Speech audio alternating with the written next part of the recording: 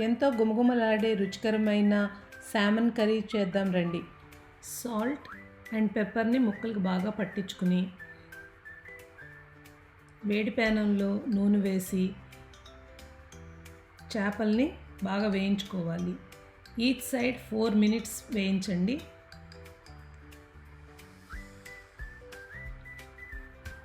తర్వాత సైడ్స్ కూడా 1 minute వేయించాలి.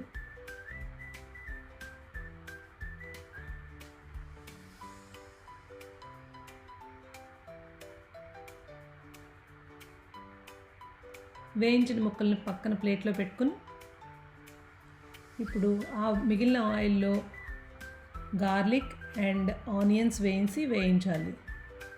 ఇప్పుడు సాల్ట్, టమాటోస్ యాడ్ చేసుకోవాలి.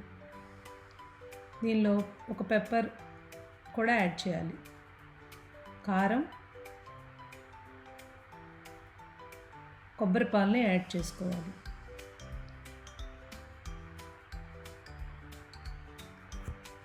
సాస్ మరుగుతున్నప్పుడు ఈ చేప ముక్కల్ని యాడ్ చేయాలి. మొత్తం సాస్ పైన కూడా పోయాలి, ముక్కల మీద అంతా మునిగేటట్టు.